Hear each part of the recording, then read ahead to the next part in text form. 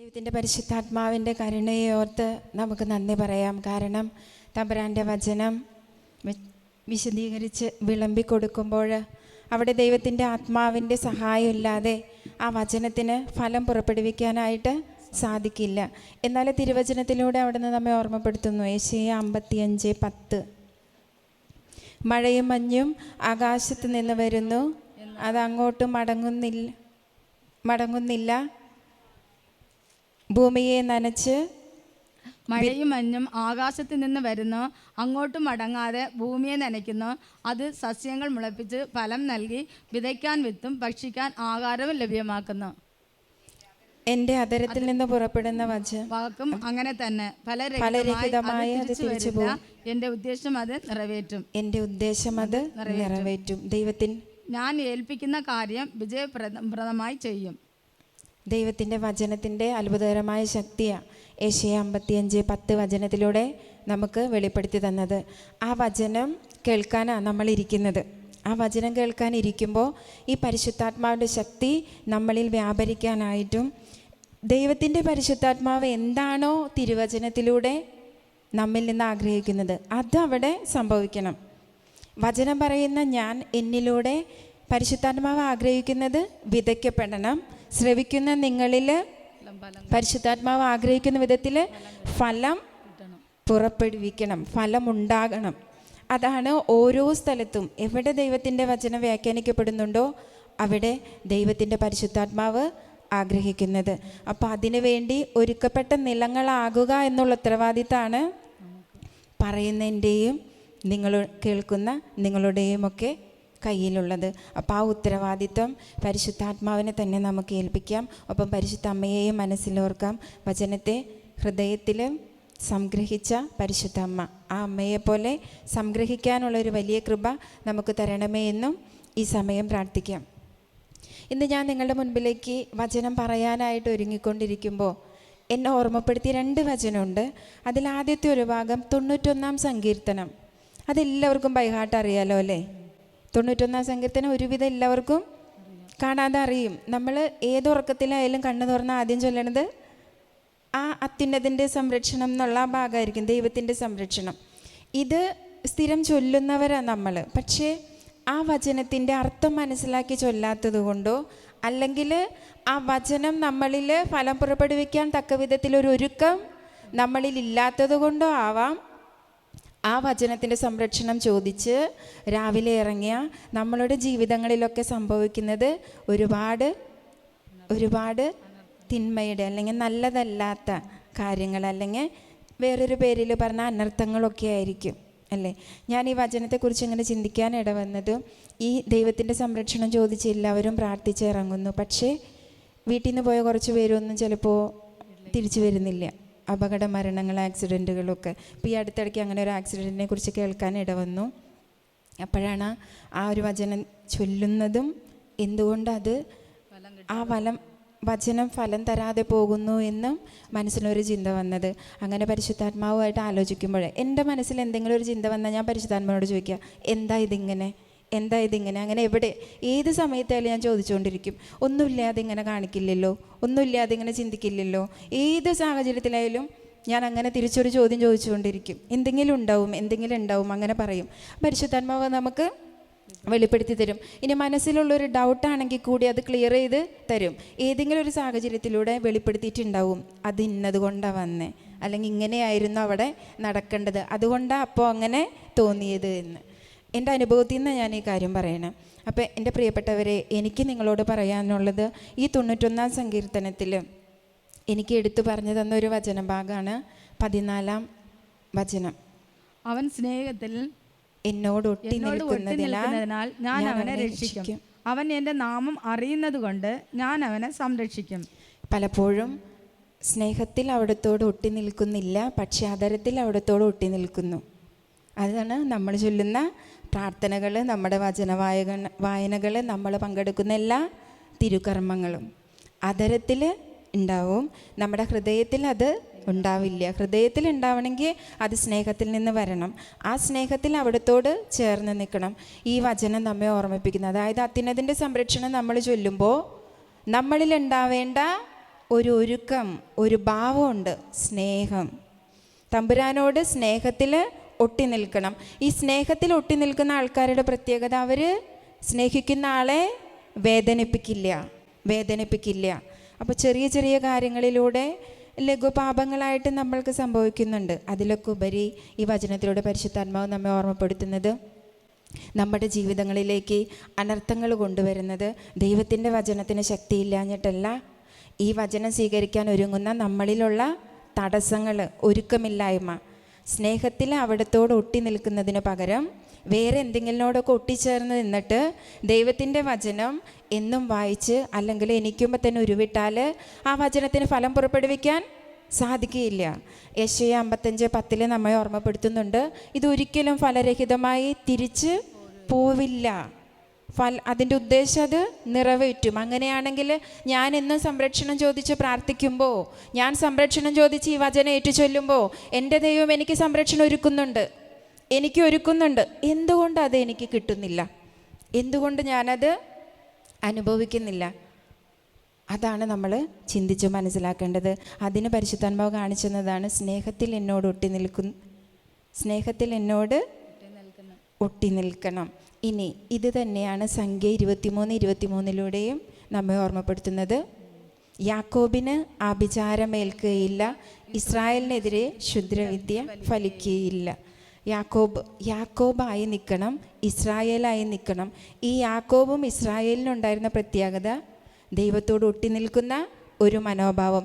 എപ്പോൾ അവർ ദൈവത്തിൽ നിന്ന് തിരിഞ്ഞിട്ടുണ്ടോ അപ്പോൾ അവരുടെ ജീവിതങ്ങളിലേക്ക് അനർത്ഥങ്ങൾ കടന്നു വന്നിട്ടുണ്ട്. അവർ നടന്ന വഴികളിൽ അനർത്ഥങ്ങൾ അഭിമുഖീകരിക്കേണ്ടി വന്നിട്ടുണ്ട്. പക്ഷേ തമ്പുരാനോട് ചേർന്ന് നിന്നപ്പോഴൊക്കെ അവർക്കൊന്നും ഒരു അനർത്ഥങ്ങളും ഏറ്റിട്ടില്ല. ഈ 2 വചനം ഓർമ്മിപ്പിച്ച് ഇപ്പോൾ എന്തിനാ എന്നെക്കൊണ്ട് പറയിപ്പിക്കണേന്നറിയോ? നമ്മളും ഇങ്ങനെ ഓരോ ആഘോഷങ്ങൾക്കും ഓരോ കാര്യങ്ങൾക്കും ഒരുങ്ങിക്കൊണ്ടിരിക്കുക.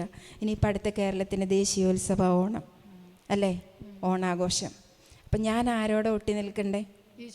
ക്രിസ്ത്യാനി എന്ന പേരിൽ മാമോദീസ വെള്ളം വീണ് മുദ്രകുത്തിയ ഞാൻ ഒട്ടി നിൽക്കേണ്ടത് ആരോടാ?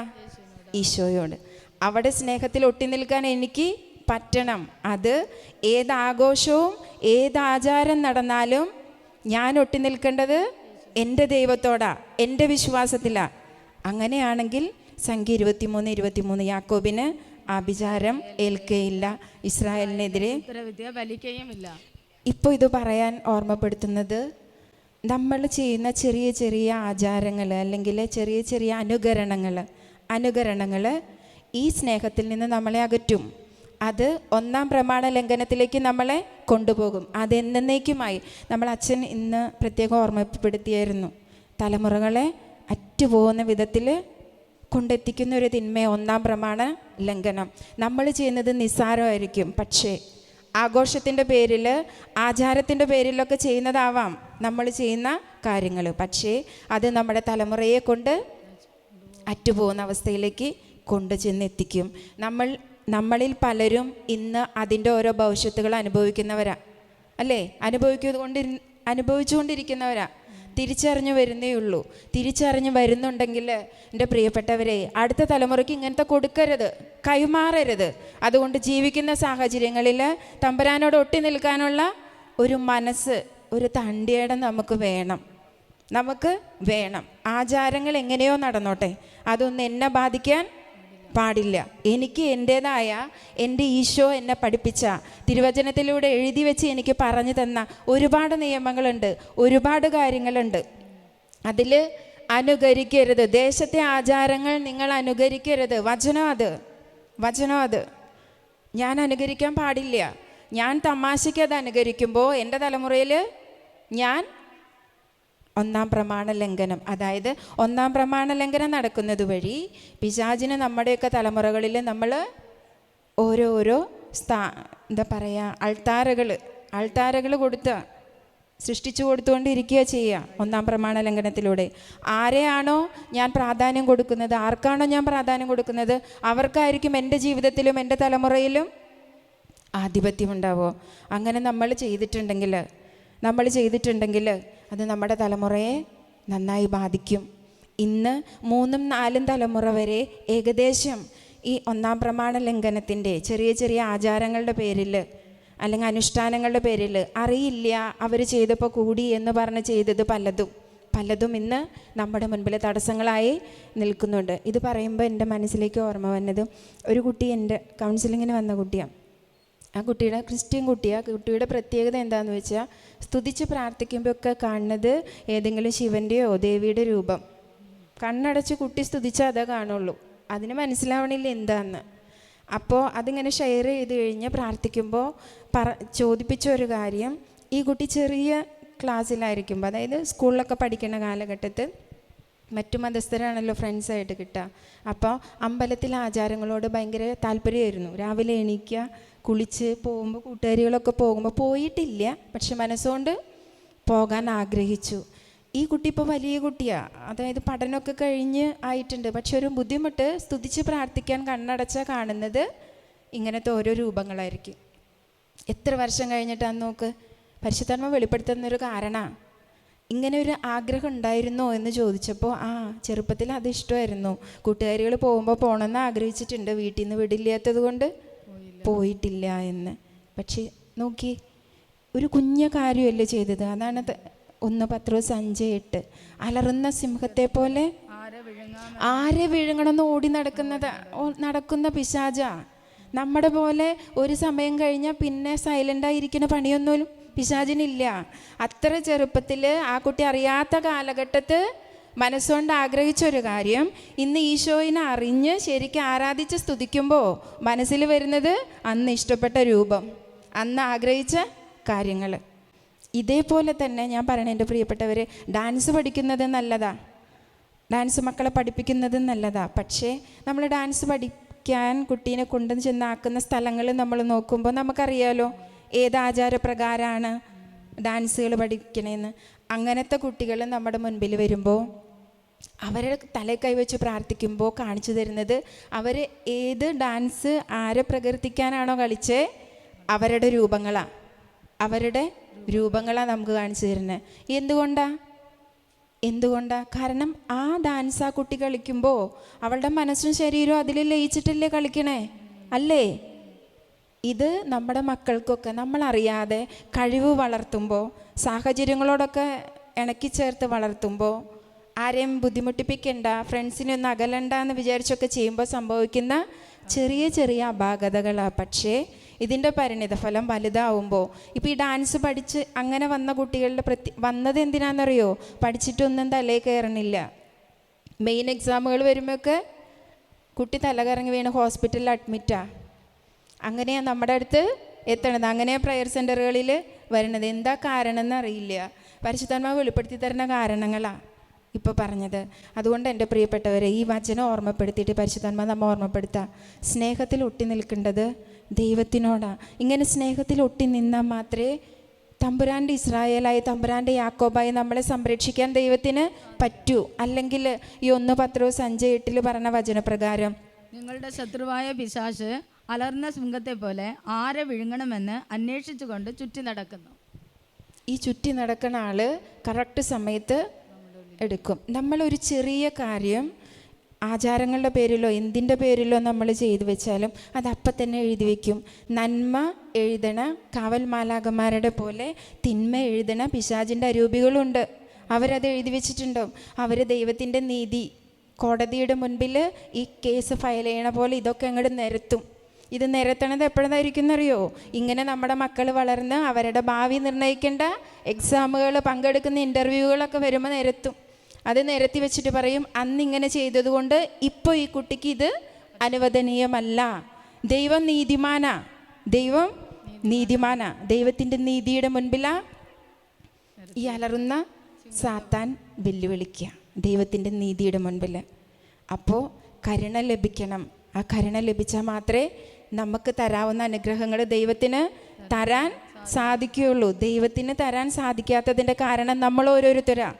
നമ്മുടെ കുടുംബങ്ങളുടെ തകർച്ചയുടെ കാരണം നമ്മൾ തന്നെയാണ്. ഇങ്ങനെ ചെയ്തു വെക്കുന്ന ഓരോ കാര്യങ്ങളും. കുട്ടികളെ ഡാൻസ് പഠിപ്പിക്കണ്ട എന്നല്ല ഞാൻ പറഞ്ഞത്.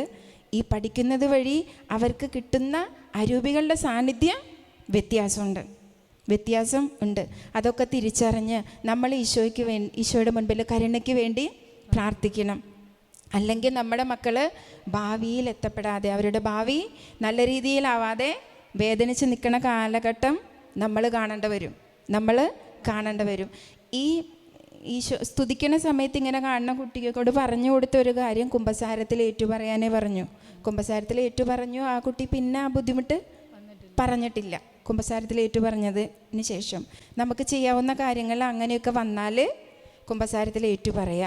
ഒപ്പം ഇനിയത്തെ തലമുറയ്ക്ക് അങ്ങനത്തെ ഒന്നും കൈമാറാതെ ഇരിക്കുക. ആഘോഷങ്ങൾ, ആചാരങ്ങൾ അതെല്ലാം നാട്ടിൽ നടക്കും. പക്ഷെ നമുക്ക് നമ്മുടേതായ ഒരു ഐഡൻറ്റിറ്റി ഉണ്ട്. ഒരു ക്രിസ്ത്യാനിയുടെ ഐഡൻറ്റിറ്റി ഉണ്ട്.